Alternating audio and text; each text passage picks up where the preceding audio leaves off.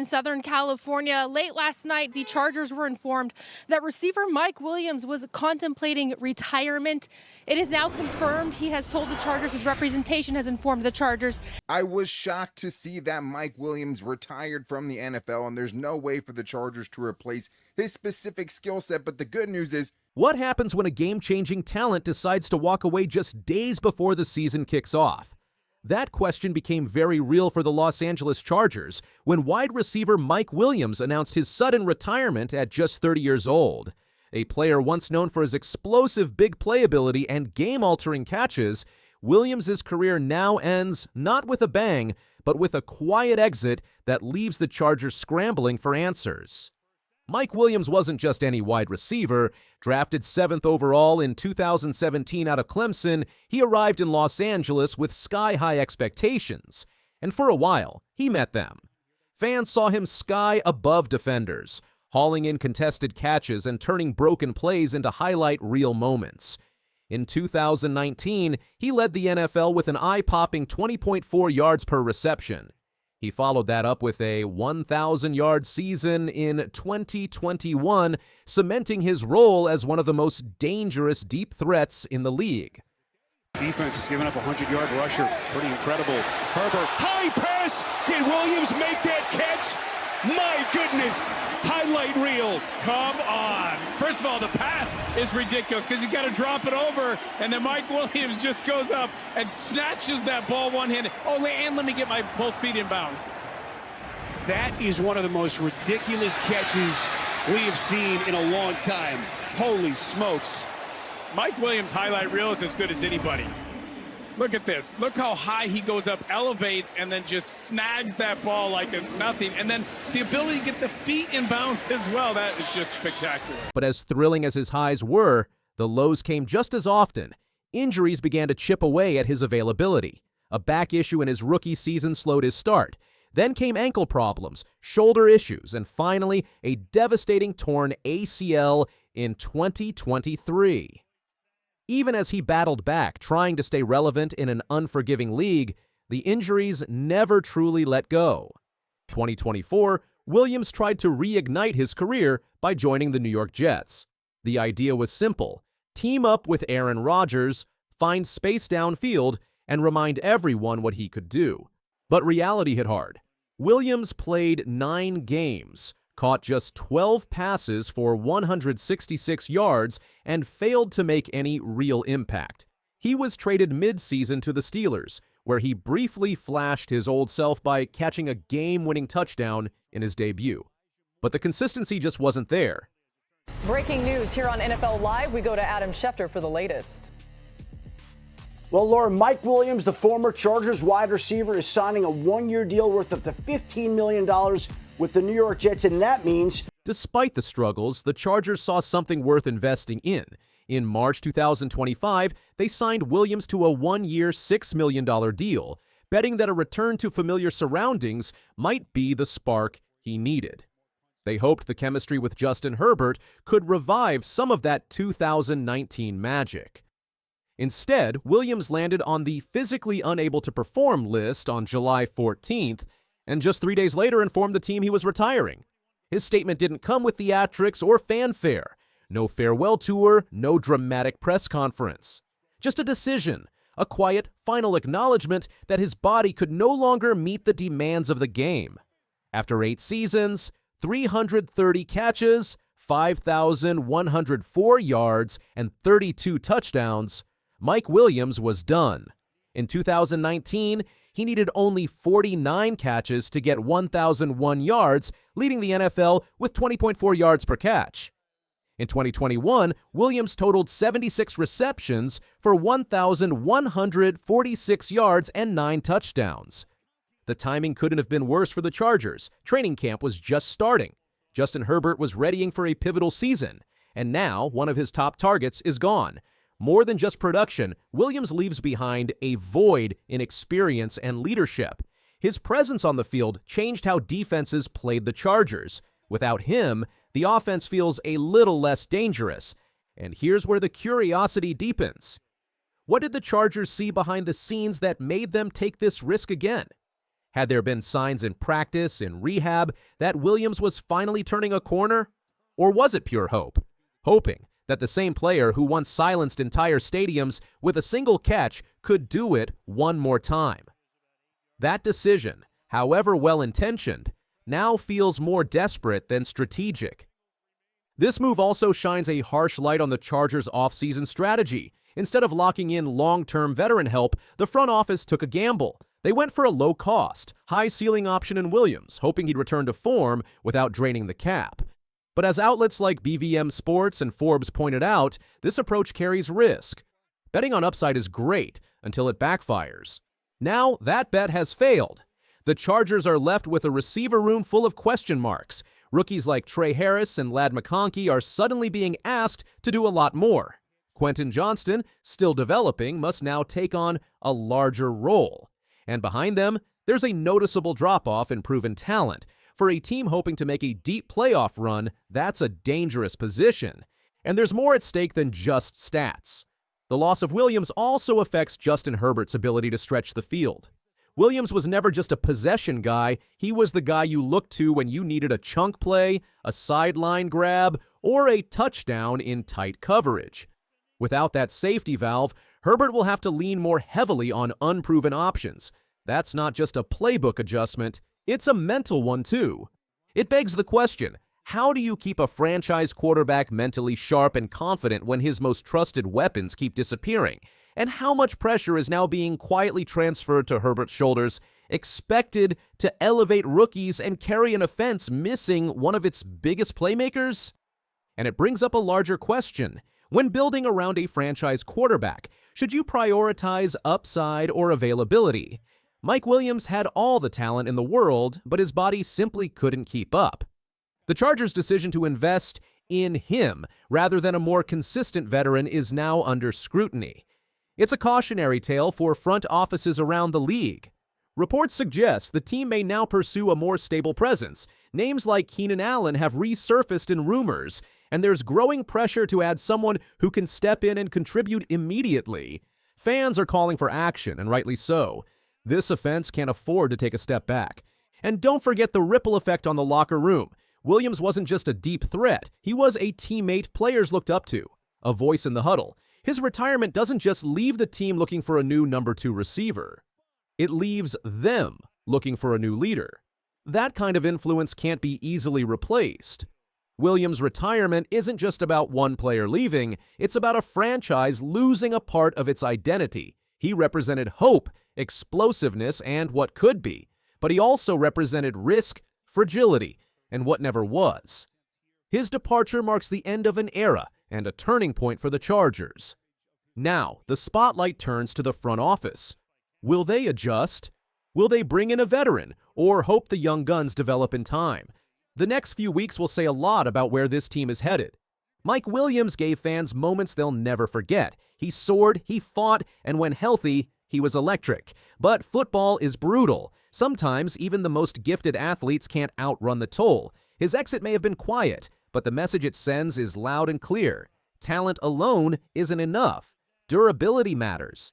And for teams like the Chargers, the margin for error just got a lot thinner. As training camp continues, all eyes will be on who steps up. The season hasn't even started, and already the Chargers are being tested. One chapter closes, but the next is already being written. If you found this breakdown insightful, make sure to hit the like button, subscribe to the channel, and drop a comment below with your thoughts on how the Chargers should move forward without Mike Williams. Your take could be featured in our next video. U of L quarterback Teddy Bridgewater confirmed on social media that he's been suspended by Miami Northwestern, his alma mater. Bridgewater put on Facebook earlier this month that he paid for Uber rides, meals, and recovery services for his players last season. He was asking fans to donate to help offset the cost this year. Miami Northwestern won a state title. Former NFL quarterback Teddy Bridgewater found himself at the center of controversy just weeks before the 2025 high school football season. The 32-year-old coach was suspended from his position at Miami Northwestern High School after providing what officials called impermissible benefits to his players. Bridgewater led his alma mater to a Class 3A state championship in his first season as head coach in 2024.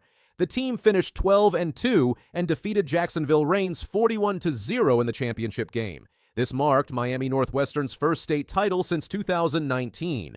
The suspension stems from Bridgewater's Facebook post on July 7th, where he detailed expenses he personally covered for his team during the 2024 season. He asked fans to donate money to help cover similar costs for the upcoming year. Bridgewater's social media post revealed the scope of his personal investment in the team. He spent $700 per week on Uber rides for players. Pre-game meals cost him $2,200 weekly, with Bridgewater specifically ordering from Black-owned restaurants. Recovery services the day before games ran $1,300 per week. Beyond weekly expenses, Bridgewater covered $14,000 for preseason training camp and $9,500 for team athletic wear. Field maintenance added another $300 per week to his personal tab. The total reached several $1,000s weekly during the season. Each week I spend around $700 on fares, Bridgewater wrote in his fundraising post. Help me carry the load so I no longer have to take from my personal funds to keep smiles on these young men's face and remind them that they matter. The post aimed to raise $30,000 for the Be the Bridge Foundation. Bridgewater's weekly expenses included what he called feeding the boys and daily Uber rides. He emphasized his choice to order catered meals from Black-owned restaurants for his players. Bridgewater concluded his request with criticism of school administration. These are all things I choose to do on my own and are not requirements for the boys to have, according to the rule makers and those who make the decisions at MNW. The Facebook post raised eyebrows among Florida High School Athletic Association officials. Bridgewater's public admission of covering these expenses triggered the investigation that led to his suspension. Bridgewater starred at Miami Northwestern from 2008 to 2010, throwing for over 6,000 yards and 70 touchdowns during his high school career. He recorded more than 5,000 yards passing and led the Bulls to the state final as a sophomore. His performance at Miami Northwestern established him as one of the top quarterback prospects in Florida. Minnesota selected him 32nd overall in the 2014 NFL Draft out of Louisville. The Vikings viewed Bridgewater as their franchise quarterback of the future. His college career at Louisville showcased the arm talent and leadership qualities that made him a first-round selection. His NFL career spanned 10 seasons across 6 teams, including the Vikings, New Orleans Saints, Carolina Panthers, Miami Dolphins, Denver Broncos, and Detroit Lions. He compiled a 33-32 record with 15,120 passing yards and 75 touchdowns. Bridgewater made the Pro Bowl after an 11-5 season with the Minnesota Vikings in 2015. He earned over $64 million during his NFL career, according to overthecap.com. A gruesome knee injury during Vikings training camp nearly ended his career. Bridgewater dislocated his knee and tore multiple ligaments in what many considered a career-threatening injury. The severity shocked teammates and coaches who witnessed the incident during practice.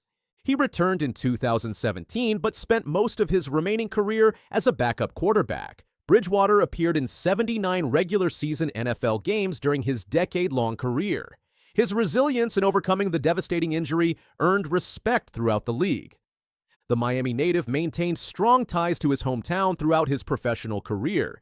He volunteered from the bleachers at Miami Northwestern in 2018 and 2019, supporting the program before officially joining as head coach. After retiring following the 2023 season, Bridgewater took the Miami Northwestern coaching job. He briefly returned to the NFL in December 2024, signing with the Detroit Lions as Jared Goff's backup. Bridgewater waited until after leading his school to the state championship before signing with Detroit. He completed his only pass attempt for 3 yards in a 45-31 divisional round playoff loss to Washington. The veteran quarterback did not appear in any regular season games for the Lions. He is currently a free agent after his brief return to professional football.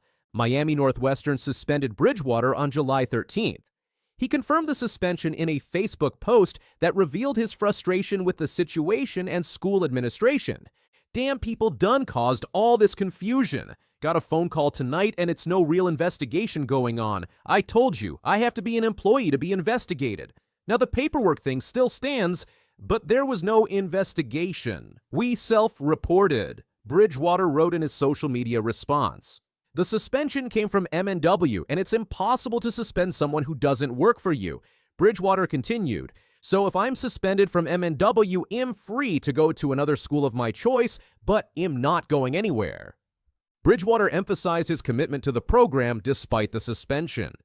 And if it comes down to it, I will volunteer from the bleachers like I used to in 2018 and 2019 when no one had a problem. He claimed the payments were self-reported to school officials before any investigation began. The former quarterback maintained that proper protocols were followed in disclosing his financial support for players. Bridgewater also alleged internal conflicts within the school administration. He referenced associate head coach Verna Lewis specifically. Vern and his administrative homeboys want me gone, apparently, and tried to hire one of my dogs. Like, bro, wasn't gone. Lace me up. The post suggested political maneuvering within the school's coaching staff and administration. Bridgewater implied that certain individuals sought his removal from the program. He concluded his response with, "This my last post about this bullshit." The statement reflected his frustration with the controversy surrounding his suspension. Bridgewater's defiant tone throughout his social media response demonstrated his commitment to Miami Northwestern. Despite facing suspension, he refused to consider coaching elsewhere. The Florida High School Athletic Association prohibits coaches from providing transportation or purchasing items for students. These rules aim to maintain competitive balance across high school athletics. Athletic Director Andre Williams explained the regulations in a text message to the Miami Herald. FHSAA rules address transportation in the context of student eligibility and potential violations of impermissible benefits. Williams wrote, specifically, a coach cannot provide free or reduced-cost transportation to a student, nor can they purchase anything for a student. No comment other than the policy. Williams did not confirm or deny whether the Bulls were under investigation when speaking to reporters. However, he indicated that Bridgewater was likely to face disciplinary action based on the allegations. FHSAA official Kelvin Richardson confirmed to Rivals that the allegations were sent to Miami Northwestern. The association is gathering more information about the suspension and investigating the scope of benefits provided. The FHSAA maintains a webpage dedicated to name, image, and likeness payments. NIL compensation is legal in Florida and over 35 other states. The changing landscape in amateur athletics has created confusion about permissible activities. However, the benefits Bridgewater provided fall outside NIL parameters. Transportation, meals, and recovery services constitute direct financial support rather than compensation for name, image, or likeness usage. Fox News Digital reached out to Miami Northwestern High School for comment but did not receive a response. School administrators have remained largely silent about the investigation and suspension. The FHSAA confirmed to multiple outlets that it is gathering information about Bridgewater's situation. The association has not provided a timeline for completing its investigation. Hundreds of supporters defended Bridgewater on social media following news of his suspension. They argued he was supporting kids in an underserved community who needed additional resources. Miami Northwestern serves a population where 75% of students are economically disadvantaged. Bridgewater's financial support addressed real needs among student athletes from low-income families. Netizens oppose the school's rules and the decision of Teddy Bridgewater's suspension. Social media users questioned why helping disadvantaged students resulted in disciplinary action.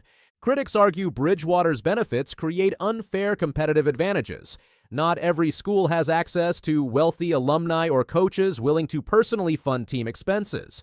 This disparity potentially tilts competitive balance in favor of programs with greater resources. Post defending Teddy.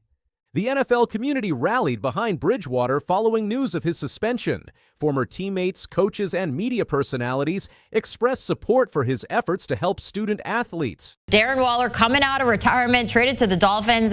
Logan, wasn't expecting this one on the bingo card. No, it's been some breaking news lately. Let me check my phone. Let me see if anything else. Do not disturb one. I want to see if the AFC North's going to call me to, to return to play here. Darren Waller retired. Everyone thought he was done, but now he's back and traded to the Dolphins.